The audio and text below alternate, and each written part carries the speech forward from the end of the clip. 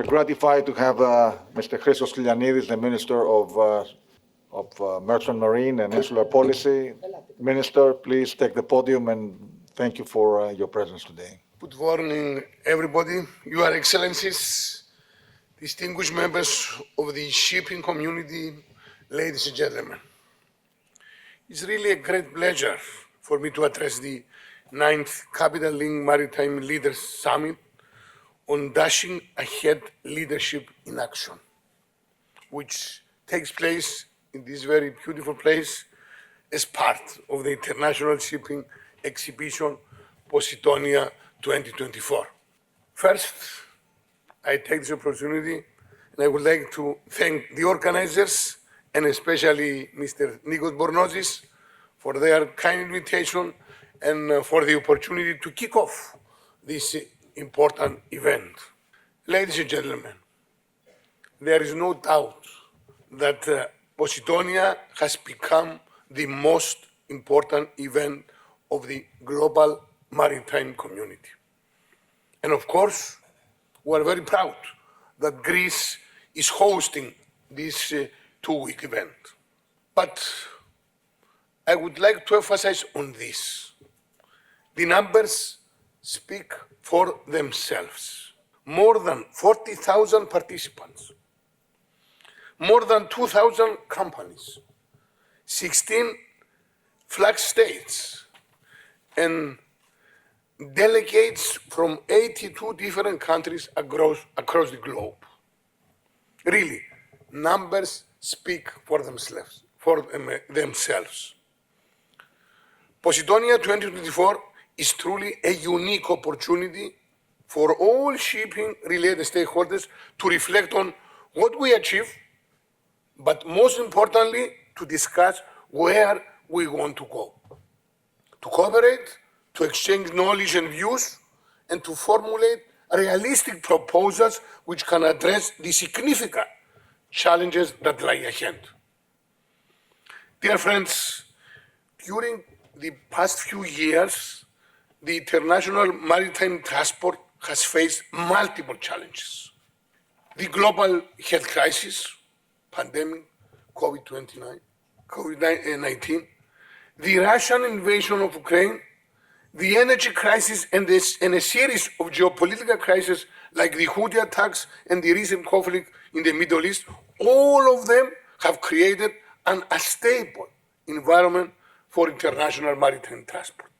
Shipping, however, has proven its resilience and its ability to adapt and to continue to serve the needs of the global society. This year, Posidonia takes place in a critical juncture for shipping, in a very critical juncture for shipping. Let me explain. First, the new environmental targets and the need of decarbonization. Second, the seafarers' shortages and the need for upskilling and reskilling of crews. And third, technology innovation along with digitalization. These are the new challenges which international maritime transport will need to tackle in the immediate and near future. In this respect, it's now time to set the foundation for forward-looking and realistic policies which will turn these challenges into opportunities.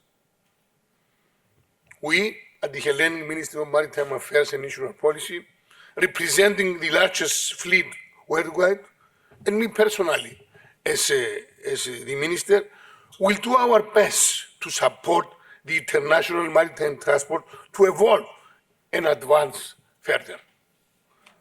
Challenges can be turned into opportunity. This is my strong conviction. And this is particularly important today, given the highly competitive international environment which we face. Let me start with decarbonization.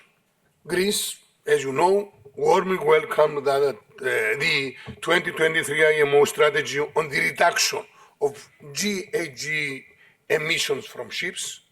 This is a milestone to ensure that international maritime transport makes a fair contribution to achieving the Paris Agreement. And I insist on the fair. We fully support the ongoing procedure for the development of realistic mid and long-term measures that will lead to carbon neutral shipping. Nevertheless, we have a long and difficult road ahead. First, we must ensure the worldwide availability of safe and affordable low and zero carbon fuels. This is a necessary precondition to achieve the goal of shipping's decarbonization near the middle of this century, 2050. In order to do that, we have to work closely together, and I mean both intersectoral and out-of-sector cooperation. And of course, we have to intensify the research, the development and the deployment of zero and near zero fuels, utilizing all available technologies and at this stage, not excluding any scientific proposals.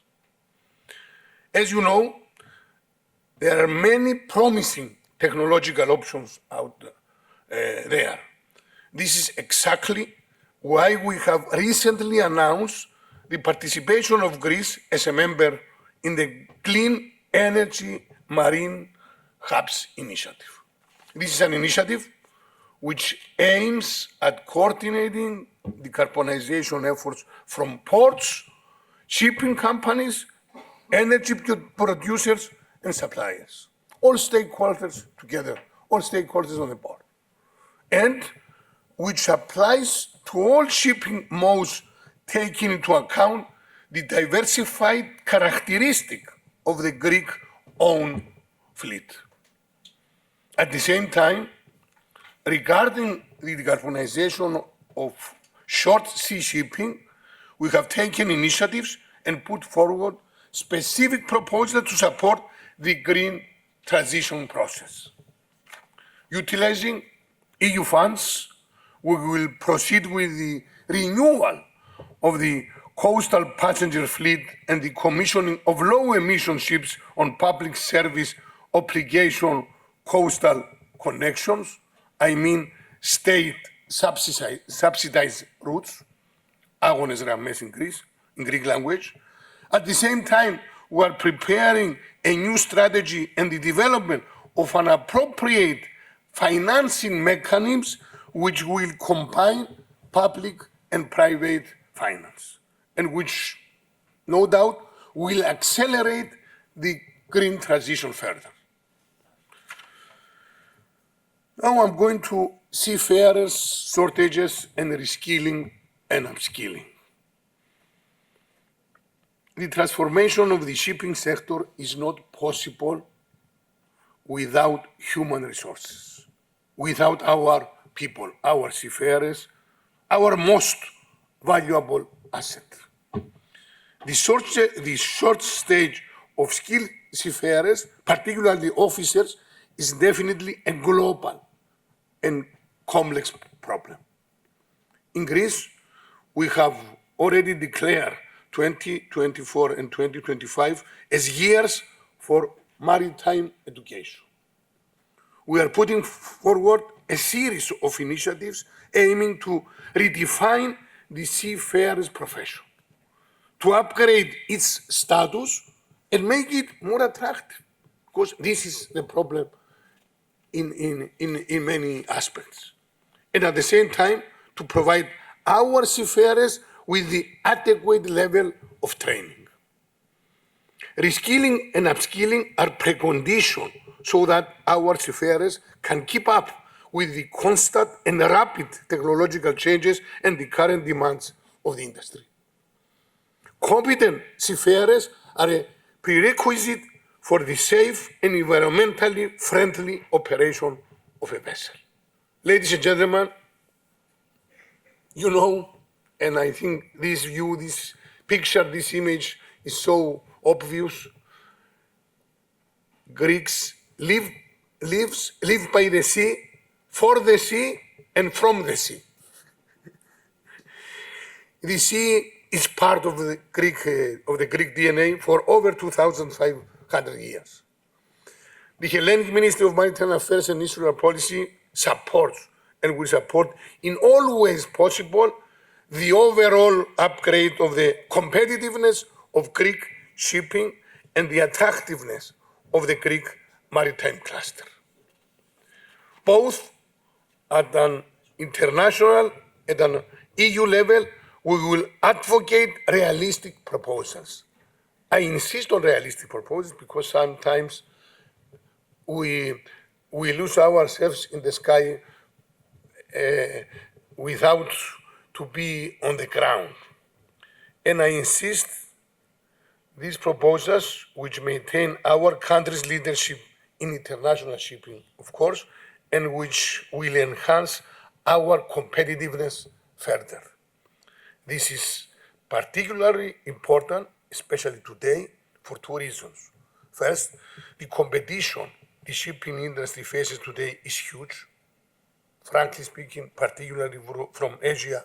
And second, because the EU is losing its overall global competitiveness. And second, representing more than 60% of the European fleet, the Greek shipping community is and will remain the main engine for the growth and competitiveness of the European economy. Thank you so much for your attention. I wish a very success to my dear friend Nikos Pornozis and to 9th Capital Link Maritime Leadership. I'm sure here in this excellent place you can enjoy this really Mediterranean environment and at the same time to exchange views and proposals in order to see the global maritime community to go ahead to reach all together our common goals. Thank you so much.